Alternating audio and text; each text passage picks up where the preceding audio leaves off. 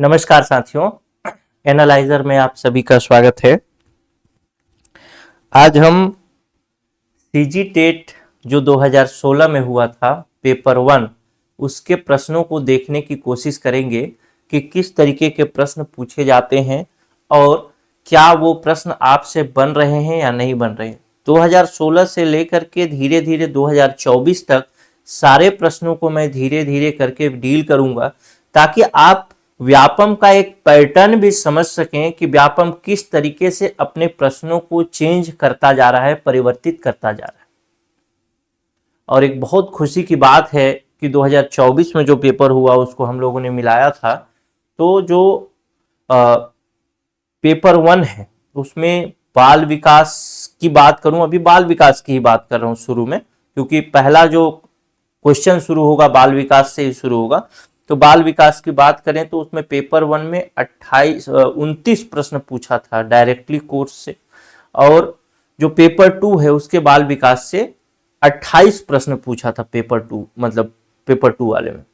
तो ये काफी बड़ी उपलब्धि है हमारे लिए और आप लोगों के लिए भी जो कोर्स लेकर के पढ़ते हैं। चलिए अब हम शुरू करते हैं, थोड़ा सा पहले क्वेश्चन से शुरुआत करते हैं। यह है बाल विकास का प्रश्न है। पहला प्रश्न कहता है कि उत्तर बाल्य अवस्था में बालक भौतिक वस्तुओं के किस तत्व में परिवर्तन को समझने लगते हैं। तो देखिए यहाँ पे मुख्य रूप से आपके सिलेबस में दो तरीके की बाल्य अवस्था को पढ़ना है। मुख्य रूप से देखिए, अगर शुरुआत से करें तो शैशवा अवस्था होता है आपका, शैशवा अवस्था जो होता है वो होता है आपका 0 से 2 वर्ष की आयु तक। उसके बाद आता है बाल्य अवस्था। जो बाल्य अवस्था होता है वो होता है कब से 2 यानी 3 वर्ष की आयु से, 2 वर्ष की आयु से शुरू हो जाता है, 2 वर्ष की आयु से लेकर के 12 वर्ष की आयु तक। और 12 वर्ष की आयु तक होता है, इसमें भी 2 भाग होते हैं। मैं इसको लाल में लिखता हूं ताकि आपको दिखे। बाल्य अवस्था के भी 2 भाग होते हैं। एक होता है पूर्व बाल्य अवस्था। तो पूर्व बाल्य अवस्था जो होता है वो होता है 2 वर्ष से लेकर के 6 वर्ष की आयु तक, और उत्तर बाल्य अवस्था जो होता है वो होता है 6 वर्ष की आयु से लेकर 12 वर्ष की आयु तक। तो आपसे प्रश्न जो पूछा है वो उत्तर बाल्य अवस्था से संबंधित प्रश्न पूछा है।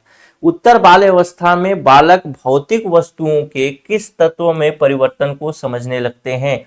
तो भौतिक तत्व में केवल क्या सिर्फ संख्या के परिवर्तन को, द्रव्यमान परिवर्तन को, द्रव्यमान और संख्या या द्रव्यमान, संख्या और क्षेत्र, तो तीनों ही परिवर्तन को समझने लगते हैं। मास, नंबर और एरिया, यानी ऑप्शन नंबर डी हो जाएगा इसका सही उत्तर। अगला प्रश्न देखते हैं जो कि कहता है क्वेश्चन नंबर 2। क्वेश्चन नंबर 2 बहुत आसान प्रश्न है देखने में, लेकिन देखते हैं क्या आप लोग इसको सही कर पाते हैं कि नहीं, या फिर आप खुद से भी करके देखिएगा कि ये बन रहा है कि नहीं मेरे उत्तर बताने से पहले। कहता है नवजात शिशु की सांवेदिक क्षमताओं पर किए गए शोध बताते हैं कि, कुल मिला के नवजात शिशु की सांवेदिक क्षमता से संबंधित प्रश्न आपसे पूछा है। पहला कथन कहता है नवजात शिशु के लिए जगत जो है संवेदनाओं का एक पेचीदा घालमेल है। तो नवजात शिशु की अगर बात करें तो नवजात शिशु जब जन्म लेता है तो उस समय उसको जगत के बारे में यानी दुनिया के बारे में कोई भी जानकारी होती ही नहीं है।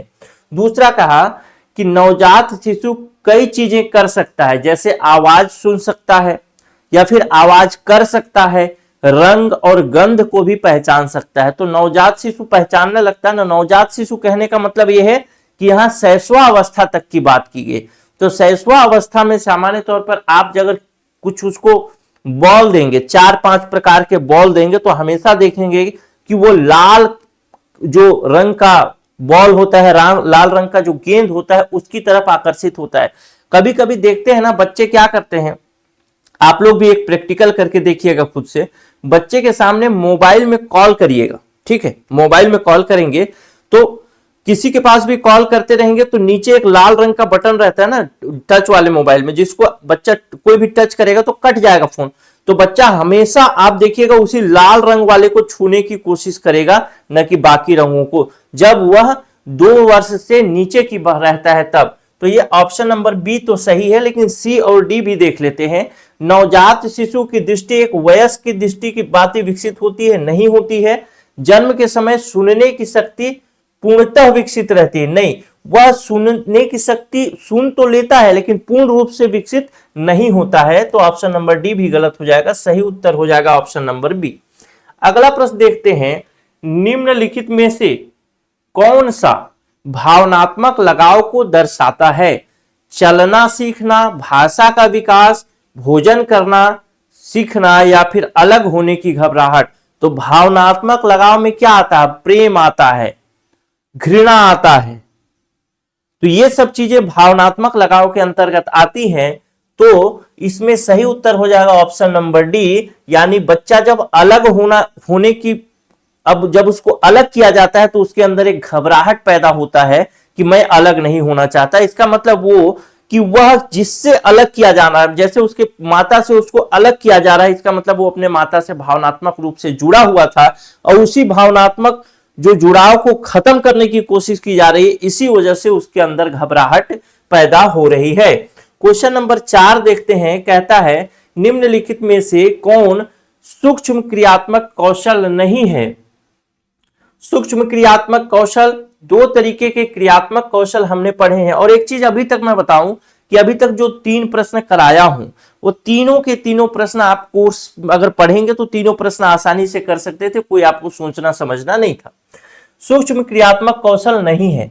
तो क्रियात्मक कौशल 2 तरीके के होते हैं, एक तो स्थूल क्रियात्मक कौशल और दूसरा होता है जिसको कहा जाता है सूक्ष्म क्रियात्मक कौशल।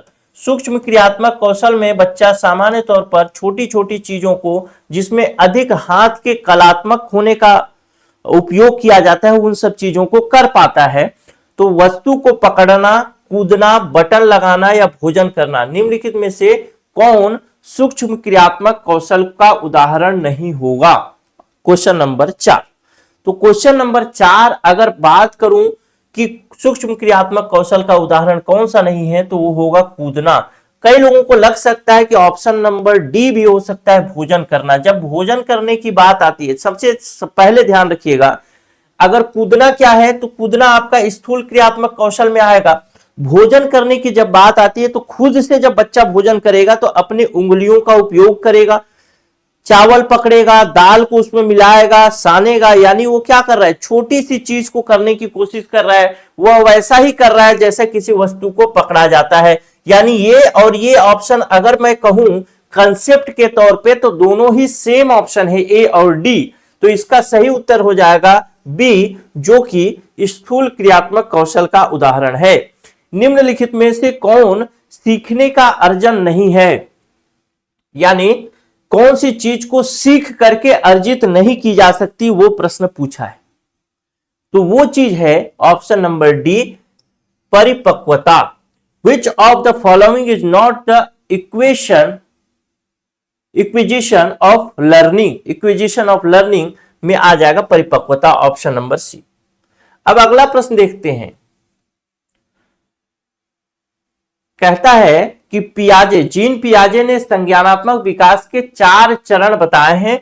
इन चारों चरणों का आपको सही क्रम बताना है। क्वेश्चन नंबर 6 कौन सा सही क्रम होगा वो आपको बताने के लिए पूछा था। ये बहुत डिटेल में कराता हूं मैं कोर्स में, तो उसमें कोई दिक्कत वाली बात नहीं है। तो सबसे पहले आता है संवेदी क्रियात्मक। तो संवेदी क्रियात्मक जहां पर होगा उसको सबसे पहले रखेंगे, बाकी को काट देंगे। तो ऑप्शन नंबर बी में संवेदी क्रियात्मक पहले नहीं है, इसमें भी नहीं है, तो काट दिया। उसके बाद आता है पूर्व क्रियात्मक। तो पूर्व क्रियात्मक या पूर्व संक्रियात्मक तो ऑप्शन नंबर सी में है, यही हमारा ऑप्शन हो जाएगा। अगर इनमें से कोई नहीं ऑप्शन में नहीं है तो ऑप्शन नंबर सी उत्तर ले सकते हैं या फिर लेना ही चाहिए। जीवन का वह काल जब शरीर में प्रजनन परिपक्वता संबंधी परिवर्तन होते हैं, उस काल को क्या कहा जाता है? तो जीवन का वह काल जिसमें शरीर में प्रजनन परिपक्वता संबंधी जो गुण होते हैं या लक्षण होते हैं वो विकसित होने लगते हैं, यानी शुरुआत होता है, वैसी अवस्था को कहा जाता है किशोरा अवस्था। सामान्य तौर पर देखा गया है कि ये जो प्रजनन संबंधी परिपक्वता में परिवर्तन लड़कियों में अगर बात करें लड़कियों में लगभग 12 से 13 वर्ष की उम्र में शुरू हो जाती है और लड़कों में लगभग 14 वर्ष, 15 वर्ष, 16 वर्ष की उम्र में शुरू होती है। इसीलिए जब विवाह होता है तो आप लोग देखेंगे लड़का सामान्य तौर पर बड़ा ढूंढा जाता है और लड़की उम्र में छोटी होती है। ठीक है, चलिए, पहले जब विवाह होता था, बाल विवाह आदि होता था, तो गौना का समय यही होता था। गौना मतलब पहले का विवाह क्या होता था, विवाह हो गया, लड़की छोटी थी, उसको घर में छोड़ दिया गया उसके मायके में ही, उसके बाद कुछ समय के बाद उसका पति उसको दोबारा लेने आता था, उसी को गौना कहा जाता था। अगला प्रश्न देखते हैं, पुराने लोग समझेंगे इसको। क्वेश्चन नंबर 8, एक व्यक्ति के संवेगों की पहचान होती है, किस प्रकार से एक व्यक्ति के संवेगों की पहचान कैसे की जा सकती है? क्वेश्चन नंबर 8, आनंद और सुख से बिल्कुल की जा सकती है, आत्मगौरव की भावना से, वैयक्तिक विभिन्नताओं से, तो इसका मतलब हो जाएगा उपरोक्त सभी से, option number D. Question number 9 देखें, जन्म पूर्व विकास का सही क्रम क्या है? जन्म पूर्व विकास मतलब जब बच्चे का जन्म नहीं हुआ है, वह गर्भावस्था में है, तब की स्थिति में प्रश्न पूछा है कि जन्म पूर्व विकास का सही क्रम क्या है। तो जन्म पूर्व विकास का सही क्रम क्या होगा? पहले युग्मजन बनता है, युग्म जन, युग्म जन, ये पहला स्टेज होता है। उसके बाद दूसरे स्टेज में देखें तो बनता है भ्रूण, और तीसरे स्टेज में देखें तो बनता है पूर्ण रूप से, जिसको बोलते हैं गर्भस्थ शिशु। यानी तीसरे स्टेज में वो कंप्लीट शिशु बन जाता है गर्भाशय के अंदर। तो ये हो जाएगा, पहला युग्मजन होगा, दूसरा भ्रूण और तीसरा गर्भस्थ शिशु, यानी ऑप्शन नंबर ए हो जाएगा। अगला प्रश्न देखें, किस अवस्था में शारीरिक, मानसिक और संवेगात्मक परिवर्तन शीघ्र होते हैं? देखिए, इसके दो उत्तर आप लोग को कंफ्यूज कर सकते हैं, लेकिन जब आप प्रश्न को पढ़ेंगे तो आपको समझ में आएगा कि कहना क्या चाहता है। किस उम्र में, किस अवस्था में, उम्र ने किस अवस्था में शारीरिक, मानसिक और संवेगात्मक तीनों तरीके के परिवर्तन शीघ्र होते हैं, यानी तीव्र गति से होते हैं। रैपिडली लिखा है, अंग्रेजी में देखिए रैपिडली, यहां शीघ्र लिखा है, मतलब रैपिडली का मतलब होता है तीव्र गति से, तीव्र गति से। तो ये हो जाएगा किशोरावस्था में ये तीनों प्रकार के परिवर्तन तीव्र गति से होते हैं। अभी तक जो प्रश्न मैंने कराया है वो कोई भी प्रश्न अभी तक सिलेबस से बाहर या जो कोर्स है उससे बाहर नहीं गया है, इस चीज को ध्यान रखिएगा। क्वेश्चन नंबर 11 देखें, बालकों में शारीरिक तथा गत्यात्मक विकास की दिशा होती है, किस प्रकार की दिशा होती है शारीरिक और गत्यात्मक विकास की दिशा? तो आपसे पूछा है कौन सा होगा बताना है। क्वेश्चन नंबर 11 बहुत आसान है। देखिए, दो तरीके के विकास की बात करते हैं, शारीरिक और गत्यात्मक विकास में दो तरीके के विकास की बात होती है। एक विकास तो ऐसा होता है जिसमें बालक जो ऐसा बना हुआ है, बालक मान लेते हैं, ये बालक बना हुआ है, तो इसका सिर है, बन गया ना। तो एक विकास का क्रम होता है जो कि ऊपर से नीचे की ओर होता है, यानी सबसे ऊपर का भाग पहले विकसित होगा, पहले गत्यात्मक होगा, यानी बच्चा सिर हिलाना पहले सीखेगा, पैर हिलाना आखिरी में सीखेगा। इसको कहा जाता है, ऊपर से नीचे का जो क्रम होता है इसको कहा जाता है क्या? सिफोलोकार्डल। और एक होता है जिसको बोला जाता है प्रोक्सिमोलिस्ट, जिसको बोला जाता है, ये होता है अंदर से बाहर की ओर। अंदर से बाहर की ओर मतलब पहले बच्चा हाथ हिलाना सीखेगा, उसके बाद ही उंगलियों का प्रयोग करना सीखेगा। तो इसीलिए पहले स्थूल क्रियात्मक कौशल आएगा, फिर उंगलियों का प्रयोग करेगा, तो सूक्ष्म क्रियात्मक कौशल भी वो करने लगेगा। अगला प्रश्न देखते हैं, क्वेश्चन नंबर 12, डिसलेक्सिया एक खाली स्थान की अक्षमता है। डिसलेक्सिया किस प्रकार की अक्षमता है? तो पठन संबंधी या पढ़ने संबंधी जो समस्या होती है, जैसे कोई बच्चा चेकोस्लोवाकिया अच्छे से नहीं पढ़ सकता, कार्य को क्रय पढ़ता है, जैसे हमारे प्रधानमंत्री जी हैं, कृपा जो होता है उसको क्या पढ़ते हैं? कृपा। ये क्या है? एक तरीके की बीमारी है, एक तरीके का विकार है जिसको डिसलेक्सिया बोला जाता है, जब वह शब्दों का उच्चारण अच्छी तरीके से नहीं कर पाता। अगला प्रश्न कहता है, एरिक्सन के बारे में भी पढ़ाया हूं। एरिक्सन के बारे में क्या पढ़ा है, एरिक्सन के बारे में अब जो लोग बच्चे कोर्स लिए हैं उनको पता भी होगा। एरिक्सन या फिर आपके सिलेबस में भी, एरिक्सन के अनुसार जन्म से लेकर 1 वर्ष की आयु के मध्य की अवस्था किससे संबंधित है? ऑप्शन नंबर ए, बी, सी और डी। क्वेश्चन नंबर 13 के लिए क्या हो जाएगा उत्तर? जन्म से लेकर मध्य आयु तक की अवस्था, जन्म से लेकर 1 वर्ष की आयु तक की अवस्था किससे? जन्म से लेकर 1 वर्ष की आयु या 0 और 1, ये समय कैसा होता है? विश्वास बनाम अविश्वास, यानी उसको पता ही नहीं चलता किस पर विश्वास करना है, किस पर अविश्वास करना है। वो हमेशा ऊहापोह में रहता है, इसीलिए तो सबके पास चला जाता है। उसके बाद थोड़ा सीखता है तो फिर सबके पास जाने के लिए नहीं होता है बच्चा। क्वेश्चन नंबर 14 देखिए, कहता है सीखने की प्रक्रिया होती है, किस प्रकार की प्रक्रिया होती है सीखने की? सिर्फ कक्षा कक्ष में, तो सीखना केवल कक्षा कक्ष में हो ये आवश्यक नहीं है। शाला के अंदर देख लेते, शाला के बाहर दोनों ही सही है, शाला के अंदर और बाहर दोनों ही जगह, तो ये ऑप्शन नंबर डी सही उत्तर हो जाएगा। शाला के अंदर भी बच्चा सीखता है, बाहर भी सीखता है, लेकिन आपसे सबसे सही उत्तर पूछ रहा है या लगभग सही उत्तर, तो क्या होगा? Option number D. अगला प्रश्न देखते हैं, क्वेश्चन नंबर 15 क्या कहता है? प्रकृति व पोषण विकास को कैसे नियंत्रित करते हैं? प्रकृति व पोषण विकास को कैसे नियंत्रित किया जाता है? पहला कहता है जन्म तक प्रकृति ज्यादा महत्वपूर्ण होती है, इसके बाद पोषण की भूमिका होती है। दूसरा कहता है पूरे मानव जीवन के दौरान प्रकृति ज्यादा महत्वपूर्ण होती है। तीसरा कहता है प्रकृति केवल गर्भाधान और जन्म पूर्व समय में महत्वपूर्ण होती है। चौथा कथन कहता है प्रकृति और पोषण गर्भावस्था से लेकर विकास को नियंत्रित करने की अंतः क्रिया करते हैं। तो जाहिर सी बात है, अगर विकास की बात करें तो विकास 2 तरीके से होता है, यानी विकास पर 2 प्रकार से प्रभाव पड़ता है, एक तो पोषण का और दूसरा प्रकृति का। पोषण और प्रकृति दोनों का प्रभाव पड़ता है, और यह प्रभाव जन्म से पहले यानी गर्भावस्था से लेकर के जब तक जीवन चलेगा, जब तक विकास चलता रहेगा। विकास कब तक चलेगा? जीवन पर्यंत चलता रहेगा, तब तक प्रभावित करती है। आप सोच करके देखिए कि कोई बच्चा है, कोई बड़ा हो गया 18 वर्ष की आयु में, उसको पोषण नहीं मिल रहा है, केवल प्रकृति का माहौल अच्छा मिल रहा है लेकिन पोषण नहीं मिल रहा है। वैसी स्थिति में क्या होगा? वैसी स्थिति में उसका विकास जो है अच्छी तरीके से नहीं हो पाएगा, अवरुद्ध हो जाएगा। इसीलिए इसका सही उत्तर क्या होगा? ऑप्शन नंबर डी होगा। हालांकि यहां पे बना ले रहे हैं, एग्जाम हॉल में ये कठिन होता। चलिए क्वेश्चन नंबर 16 देखिए, क्या कहता है? वायु गुणसूत्र में खाली स्थान नामक जीन होता है जो रासायनिक पदार्थ उत्पादित करता है, जिसके कारण युग्मजन नर रूप में विकसित होता है। बहुत आसान प्रश्न है लेकिन बहुत डीप प्रश्न पूछा है। ठीक, बहुत आसान प्रश्न है लेकिन थोड़ा डीप पूछा है। पूछा है कि वायु गुणसूत्र में देखिए 2 तरीके की चीजें होती है, एक होता है एक्स और एक होता है वाई।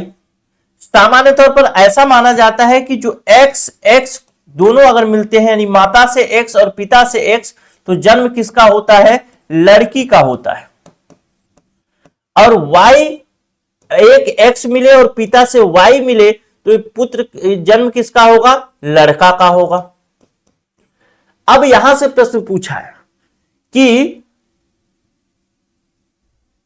नामक जीन, वायु गुणसूत्र में कौन सा नामक जीन होता है जो रासायनिक उत्पादित करता है जिसके कारण युग्मजन का विकास होता है? तो वो होगा option number S Y R S Y, S R Y या R Y S.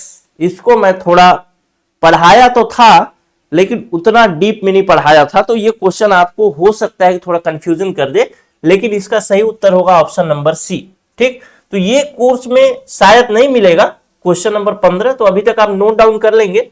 Sorry, question number 16, question number 16 आपको कोर्स में नहीं मिलेगा। इतना डीप में मैं इसको नहीं पढ़ाया था, मुझे उम्मीद नहीं था, लेकिन इस बार के कोर्स में ये चीजें अपडेट कर दी जाएगी। ठीक, अगला प्रश्न देखिए, टेरेटोजन एक बाह्य एजेंट जैसे एक रसायन, वायरस तथा एक प्रकार का विकिरण है जो विपरीत रूप से खाली स्थान के विकास को प्रभावित करता है। टेरेटोजन की बात की जा रही है क्वेश्चन नंबर 17 में। तो यह किसको वो करता है, प्रभावित करता है विपरीत रूप से।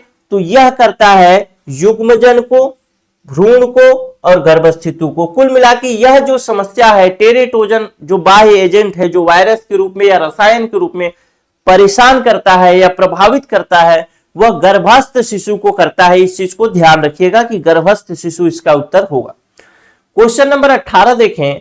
पढ़ने व लिखने के लिए संप्रेषण की व्यवस्था जो कागज पर उभरे हुए बिंदुओं का उपयोग करती है किस नाम से जानी जाती है? तो सामान्य तौर पर या ऐसे ही विशेष तौर पर यह जो व्यवस्था होती है जिसको कहा जाता है ब्रेल, और जो बच्चे देख नहीं सकते वो बच्चे छू करके पढ़ाई करते हैं, जिसको ब्रेल लिपि की पढ़ाई कहा जाता है। अगर कभी आप ट्रेन में सफर किए होंगे तो आपको देखने में, अगर देखना है प्रैक्टिकल, तो अगर आप ट्रेन में सफर करेंगे तो जो ट्रेन की सीट होती है उस सीट में जो नंबर होता है, उस नंबर में आप देखेंगे कि 3 तरीके से नंबर लिखा रहता है। पहला लिखा रहता है जो कि होता है हिंदी में, हिंदी में नहीं, नंबर ट्रेन नंबर जो होता है वो लिखा रहता है इंग्लिश में, यानी रोमन में, ठीक। और दूसरा लिखा रहता है जो रहता है ब्रेल में। तो ये ब्रेल लिपि में लिखा रहता है, उसको छू करके देखिएगा, थोड़ा थोड़ा उभरा उभरा रहता है। कभी ट्रेन में जाएंगे तो जरूर आप इसको महसूस करके देखिएगा। अगला प्रश्न कहता है क्वेश्चन नंबर 19। उषा परिवेश की नई विशेषताओं को अपने चिंतन में सम्मिलित करने विद्यमान स्कीम में संशोधन कर रही है, तो वह क्या कर रही है? 19 नंबर क्वेश्चन, ये एकदम शब्द सशब्द सोचिए कि उदाहरण था उसमें, उस उदाहरण को भी पूछा है प्रश्न में, ठीक। Question number 19। उषा परिवेश की, यानी एक परिवेश मतलब उषा try to incorporate new features of environment. परिवेश मतलब क्या है? पर्यावरण, नया पर्यावरण उसको मिला है, और उस नया पर्यावरण जो मिला है, उषा नए पर्यावरण की नई विशेषता जो है उसको अपने चिंतन में सम्मिलित करने विद्यमान स्कीम और स्कीमा, 2 चीज पढ़ेंगे हम लोग कोर्स में, तो वो 2 चीजें हैं आपको, ठीक। दोनों को ध्यान रखिएगा, स्कीम और स्कीमा में क्या फर्क है वो भी पढ़ेंगे, और जो लोग कोर्स लिए हैं वो ध्यान से पढ़िएगा। तो स्कीम में संशोधन कर रही है, वहां पे आपको ये भी मिल जाएगा, ये नाम भी मिल जाएगा उषा वाला। संशोधन कर रही है, वह क्या कर रही है? तो वह कर रही है समायोजन, ऑप्शन नंबर सी। समायोजन, व्यवस्थापन, समावेशीकरण, पहचान, चारों में क्या फर्क है कोर्स में पढ़ाया हूं, जरूर पढ़िएगा। अगला प्रश्न देखिए। एक बच्ची जो कहती है कि चोरी करना गलत है क्योंकि वह पकड़ी जा सकती है। अभी लॉरेंस कोलबर्ग जो था, जिसके बारे में एक कहानी चलती है, हिंज, वो कहानी जिसमें कि वो दवा चुराने जाता है और दवा, उसकी माँ बीमार होती है, दवा लेने जाता है, दुकानदार पैसा नहीं, कम पैसे की वजह से दवाई नहीं देता, और उसके वजह से वो दवाई से वहां दुकान से दवाई चुरा लेता है। चुराने के बाद ये पूरी कहानी होती है। इसी कहानी को लॉरेंस कोलबर्ग हर बार अलग अलग लोगों को सुनाता है, और सुनाने के बाद उनका जो मानसिक स्तर है या फिर वो किस प्रकार के स्तर के सोच के लोग हैं उसको एग्जामिन करने की कोशिश करता है। वही प्रश्न आपसे पूछा है क्वेश्चन नंबर 20 में। कहता है कि एक बच्ची जो कहती है चोरी करना गलत है क्योंकि वह पकड़ी जा सकती है, वह कोलबर्ग की कौन सी अवस्था में है? तो वह सजा और आज्ञाकारिता की अवस्था यानी प्रथम चरण में होगी, चरण 1। अगला प्रश्न देखते हैं क्वेश्चन नंबर 21। कहता है कि दृश्य स्थानिक दुष्क्रिया एक खाली स्थान अपंगता है। दृश्य स्थानिक दुष्क्रिया एक खाली स्थान प्रकार की अधिगमता अपंगता है। यहां पे प्रश्न पूछा है visual spatial dysfunctional is a मतलब ब्लैंक एबिलिटी, किस प्रकार की डिसेबिलिटी है, तो यह जो है वह अधिगम अक्षमता के रूप में या अधिगम अपंगता के रूप में आता है। इसको ठीक भी किया जा सकता है, ऑप्शन नंबर बी। अगला प्रश्न देखते हैं, क्वेश्चन नंबर 22। आईएटी शिक्षकों का एक समूह है जो क्या कहना चाहता है, आईएटी के बारे में पूछा है। व्यक्तिगत विकलांग छात्र की पात्रता से संबंधित समस्या के हल में नियमित शिक्षाविदों की सहायता करता है। तो ये बिल्कुल ऑप्शन नंबर ए भी ही होगा, ये भी कोर्स में कराया है मैंने। क्वेश्चन नंबर 22 देखते हैं, लता के विषय में बात की गई है, ये भी पढ़ाया हुआ है, उदाहरण है सीधा, उसमें कोई दिक्कत नहीं है। लता जानती है कि पीले और नीले रंग को मिलाने पर हरा रंग प्राप्त होता है।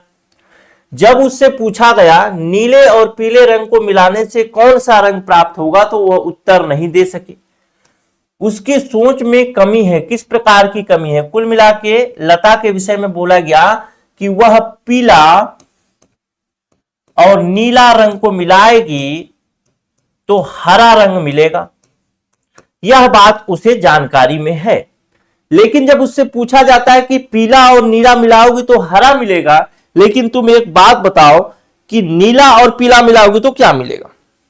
ठीक, नीला और पीला मिलाओगी तो क्या मिलेगा? क्वेश्चन नंबर 23, यानी जस्ट उल्टा कर दिया गया कि नीला और पीला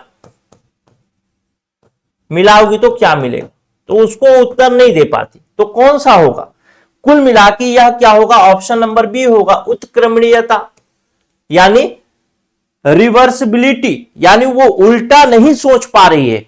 कुल मिला के आपको पता चल गया पीला या नीला मिलाओ या नीला या पीला मिलाओ, पहले नीला डालो या पहले पीला डालो, रंग हरा ही आना है, आपको पता है, क्योंकि आपका विचार, आपका सोच थोड़ा बड़ा है। लेकिन लता कोई छोटी बच्ची है तो वह यह नहीं बता पाती, इसका मतलब वो जो है रिवर्स पोजीशन में सोच नहीं पा रही है। तो यही प्रश्न पूछा था, बहुत आसान प्रश्न है, ठीक, ऐसे ही पूछता है बस, और ऐसे ही बन जाएगा आपका सीजी टेट का पेपर 1 तो पादी। ये तो ऐसे ही सामान है। आईसीडीएस कार्यक्रम में बच्चों के, सभी बच्चों के लिए उपलब्ध है, यानी आईसीडीएस मतलब वही आंगनबाड़ी, तो 0 से 6 वर्ष, ऑप्शन नंबर 1। क्वेश्चन नंबर 25 देखें क्या कहता है। कहता है एक बड़ा बच्चा छोटे बच्चे को शब्द पहेली पूरा करने में सहायता कर रहा है। कोई बड़ा है जो छोटे को बता रहा है कि भाई ऐसे ऐसे शब्द पहेली, पजल जो होते हैं उसको पूरा करिए। क्वेश्चन नंबर 25, बड़ा बच्चा कहता है रुको, एक समय में एक ही शब्द पढ़ो। तब बड़ा बच्चा क्या कर रहा है? रटने में छोटे बच्चे की मदद कर रहा है, समझने में छोटे बच्चे की मदद कर रहा है, चर्चा के माध्यम से छोटे बच्चे की मदद कर रहा है, या कुल मिला के स्केप फोल्डिंग कर रहा है। पढ़े हैं स्केप फोल्डिंग? दो तरीके की चीजें पढ़ते हैं स्केप फोल्डिंग। एक तो स्केप फोल्डिंग में मेरे ख्याल से 3 चीजें हैं, तो MKO है, यानी मोर नॉलेजेबल अदर्स, और एक स्केप फोल्डिंग है, और एक तीसरा भी चीज है कोई, वो तीसरा भूल जा रहा हूं। वो एक ही विचारक ने 3 विचार दिए हैं, अगर आपको याद होगा तो बताइएगा। विशिष्ट बालक कौन है? किसको हम विशिष्ट बालक की श्रेणी में रखेंगे? सिलेबस में है, पढ़ना चाहिए। शारीरिक रूप से विकलांग बालक, मानसिक मंद बालक जिसकी शारीरिक विशेषताएं अथवा सीखने की क्षमता सामान्यों से भिन्न है, या जो जोखिम पर है। विशिष्ट बालक कैसे बालक को बोला जाएगा? तो ऐसे बालक जिनकी शारीरिक विशेषताएं या सीखने की क्षमता सामान्य बच्चों से भिन्न होंगे, उनको हम विशिष्ट बालक की श्रेणी में रखेंगे, और उनको समावेशी शिक्षा के अंतर्गत हम चीजों को समायोजित करने की कोशिश करेंगे। समावेशी शिक्षा क्या है, या फिर उसके बारे में क्या होता है, वो सब चीजें कोर्स में पढ़िएगा, कोई दिक्कत नहीं। मानसिक मंद बच्चों के शिक्षण में निम्न 4 नियमों में से किसे अपनाना चाहिए? यानी कोई बच्चा मानसिक रूप से मंद है तो उसको कौन से नियम से उसको मतलब सिखाया जा सकता है, इसमें से कौन सा नियम होगा? क्वेश्चन नंबर 27, ठीक, किसे नहीं अपनाना चाहिए पूछा है, ठीक।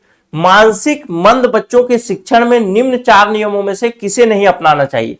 तो हम लोग पढ़े हैं साधारण से मूर्त की जटिल की ओर, मूर्त से अमूर्त की ओर। साधारण से जटिल मतलब पहले आसान आसान चीजें कराएंगे फिर कठिन चीजें। पहले मूर्त से अमूर्त मतलब पहले उसको जो भी करेंगे, जैसे जोड़ना सिखाना है तो 5 आम देंगे या 5 कंचा देंगे, फिर 5 कंचा और देंगे, फिर जोड़ के बताएगा 10 हुआ।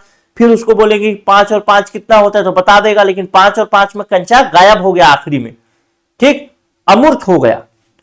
उसके बाद केवल साधारण से मूर्त की ओर, ये भी गलत हो जाएगा। मूल रूप से साधारण से मूर्त की ओर, साधारण या मूर्त ये दोनों ये सही है। पूर्ण से अंश की ओर, इसमें क्या होगा, अगर हमको सिखाना है तो हमको कहा जाना पड़ेगा अंश से पूर्ण की ओर, मतलब होल टू पार्ट यहां पे लिखा है, देखिए होल टू पार्ट। लेकिन हमको सिखाना कैसे पड़ेगा, पहले पार्ट सिखाना पड़ेगा, पार्ट टू होल में जाना पड़ेगा। मतलब पहले आंशिक रूप से सिखाएंगे थोड़ा थोड़ा, फिर बड़ा सिखाएंगे। तो ऑप्शन नंबर सी गलत हो जाएगा। अगला प्रश्न देखिए, मानसिक मंदता से तात्पर्य महत्वपूर्ण रूप से सामान्य से कम बौद्धिक प्रकार्यता से है, जो सहसामयिक रूप से जुड़ी हुई या परिणाम स्वरूप समायोजन व्यवहार है, जो विकास व्यवस्था में प्रदर्शित होती है। यह परिभाषा किसने दी है। मैं कई बार बोला हूं कि परिभाषाओं से संबंधित प्रश्न पूछता है, और वो परिभाषाओं से संबंधित प्रश्न आपको याद होना चाहिए। अगर इसका फैक्ट अगर आप जाएंगे तो ये होगा ऑप्शन नंबर डी, AAMR। ठीक, चलिए अगला प्रश्न देखते हैं। शिक्षण योग्य बच्चों की बुद्धि लब्धि कितनी होती है, यानी ऐसे बच्चे जिनको सिखाया जा सके उनका बुद्धि लब्धि कितना होना चाहिए। तो वो बुद्धि लब्धि होना चाहिए लगभग 50 से 75 या 90 तक। मतलब कुल मिला के सामान्य बच्चों या फिर आंशिक रूप से मंद बच्चों को सिखाया जा सकता है, ऐसा मानता है, तो वह रेंज इसमें फिट होता है। अगर बुद्धि लब्धि निकालना है तो बुद्धि लब्धि कैसे निकालते हैं, बुद्धि लब्धि को शॉर्ट फॉर्म में बोलते हैं अंग्रेजी में IQ यानी इंटेलिजेंस कोशेंट, और IQ बराबर होता है वास्तविक IQ बराबर होता है मानसिक आयु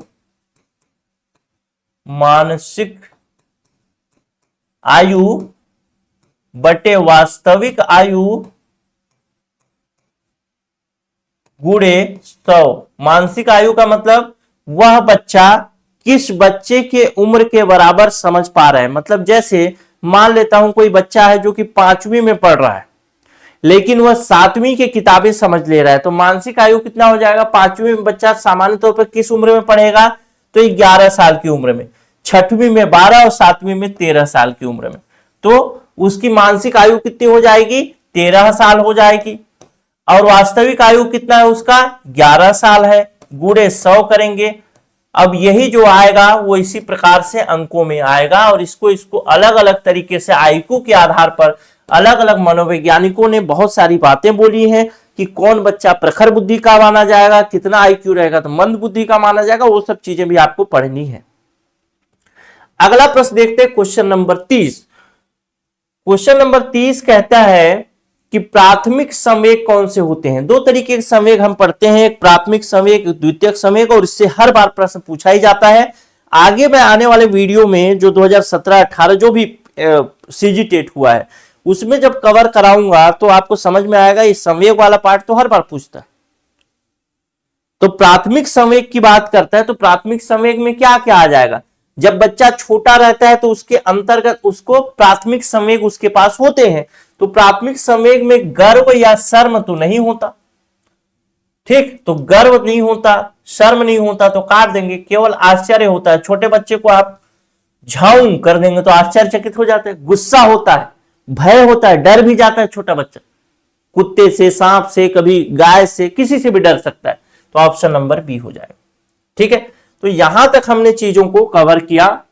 आज हमने देखा अभी बाल विकास, और एक चीज और आपको बता देता हूं मेरे दोस्त, अभी हमने जितने प्रश्न देखे क्वेश्चन नंबर 1 से लेकर के 30 तक, लगभग सभी प्रश्न, एक प्रश्न को मैंने बताया जो कि थोड़ा XY गुणसूत्र से संबंधित था और उसको थोड़ा डीप में पूछ दिया था, तो ये प्रश्न तो मैंने नहीं पढ़ाया था, लेकिन लगभग लगभग सभी प्रश्न, अगर एक आध कोई प्रश्न छूट गया होगा तो अलग बात है।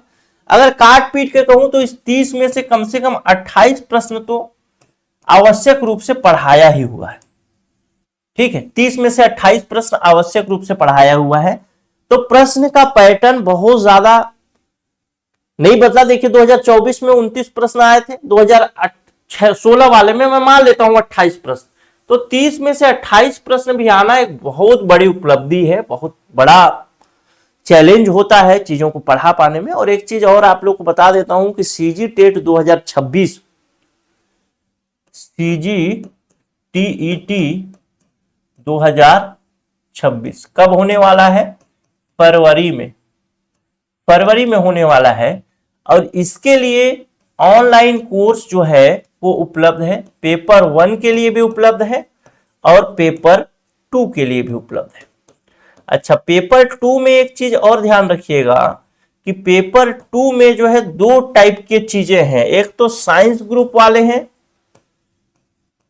और एक है जो कि जिसको बोला जाता है सोशल साइंस एसएसटी ग्रुप वाले, सोशल साइंस ग्रुप वाले एसएसटी वाले। तो दोनों के लिए कोर्स जो है उपलब्ध है।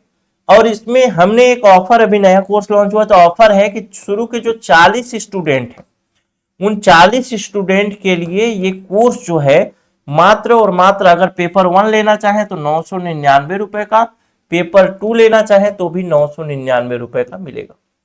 ठीक है। अच्छा, कोई बच्चे ऐसे होंगे जो दोनों पेपर लेना चाहते होंगे, तो 999 धन 999 हो जा रहे 9 दूना 18 के 8 से लेख, 9 दूना 18 एक 19 के 9 से लेख और 19, यानी 1998 रुपए हो रहा है। लेकिन ये भी काट करके आपको ये दोनों पेपर अगर ले रहे हैं तो 1499 रुपए में मिल जाएगा। इस पेपर में, इस कोर्स में आपको वीडियो क्लास भी होगा और साथ ही साथ पीडीएफ भी होगा, दोनों चीजें मिलेंगी। वैलिडिटी जो होगी वो एग्जाम तक होगी। ठीक है, तो पढ़िए, मेहनत करिए। पेपर 1 हो या पेपर 2 हो, निकालना बहुत आसान है सीजीटेट, लेकिन जिनका नहीं निकलता है उनकी तकलीफ कभी सुन करके देखिएगा। पता नहीं निकलने का एक ही कारण है कि अच्छा सोर्स नहीं पढ़ते और सिलेबस फॉलो नहीं करते, बस। और नहीं तो सीजीटेट क्यों नहीं निकलेगा? इतना आसान पेपर है। अभी देखा 28 प्रश्न आप मान लेते हैं सीजीटेट का पढ़े होते हैं बाल विकास, और 28 प्रश्न आपके सामने उपस्थित हो जाते, आप कैसा महसूस करते? बहुत अच्छा महसूस करते कि वे पढ़ाए में से आया, फटाफट टिक मारते निकल जाते। ठीक, तो और अगर ये दोनों कोर्स जो है वो एप्लीकेशन से भी ले सकते हैं आप। अगर ऐप से लेंगे तो ये फीस आपको 1180 रुपए देना पड़ेगा, और इसमें भी 1180 रुपए ही देना पड़ेगा। क्यों? क्योंकि यहाँ पे इस 1180 रुपए में जीएसटी शामिल होता है। और डायरेक्ट आप चाहें तो 999 में ज्वाइन कर सकते हैं। अगर आपको ज्वाइन करना है तो ये नंबर है 94 064 21 014, इस व्हाट्सएप नंबर पे मैसेज कर लीजिए जो भी लेना है, पेपर 1 पेपर 2। और ये 40 स्टूडेंट के लिए कल ही कोर्स लॉन्च हुआ था और ऑफर आया था, तो 40 स्टूडेंट में बहुत सारे भर गए हैं, तो आप भी लीजिए और अपना तैयारी शुरू कर लीजिए। क्योंकि जब ये फुल हो जाएगा 40 स्टूडेंट वाला तो इसका फीस फिर बढ़ जाएगा भाई, क्योंकि फीस तो एक्चुअली बढ़ा ही हुआ है, लेकिन डिस्काउंट करके तो दे रहे हैं, तो एक्चुअल फीस में आ जाएगा, फिर आपको ज़्यादा फीस देना पड़ेगा। कंटेंट अच्छा है, पढ़ेंगे तो मज़ा आएगा, और जब एग्ज़ाम होगा तो वहाँ लिखेंगे, टिक मारेंगे तो और मज़ा आएगा। ठीक है, तो चलता हूँ, मिलता हूँ अगले वीडियो में। आपसे 2-3 रिक्वेस्ट होगी मेरी। सबसे पहली बात तो इस वीडियो के डिस्क्रिप्शन में एक व्हाट्सएप ग्रुप का लिंक है जो सीजीटेट वालों के लिए बनाया है, उस व्हाट्सएप ग्रुप से आप लोग जुड़ जाइए। दूसरा, बहुत सारे पीडीएफ होते हैं, तो उस पीडीएफ को अगर आपको लेना है, जैसे इसी का पीडीएफ चाहिए क्वेश्चन पेपर का, तो उसके लिए टेलीग्राम चैनल का लिंक है, उससे भी जुड़िए। तीसरा नंबर पॉइंट कि आप ऐप जरूर डाउनलोड करिए, क्योंकि बहुत सारे पीडीएफ आपको एप्लीकेशन में भी मिल जाएंगे, तो वहां से भी प्रीवियस ईयर क्वेश्चन डाउनलोड कर सकते हैं। तो ऐप को डाउनलोड करके रखिए, कोई दिक्कत नहीं है। और जो लोग को अच्छा लग रहा होगा यार ऐप डाउनलोड करिएगा, 5 स्टार से रेट कर दीजिएगा, मुझे अच्छा लगेगा। नमस्कार, जय हिंद।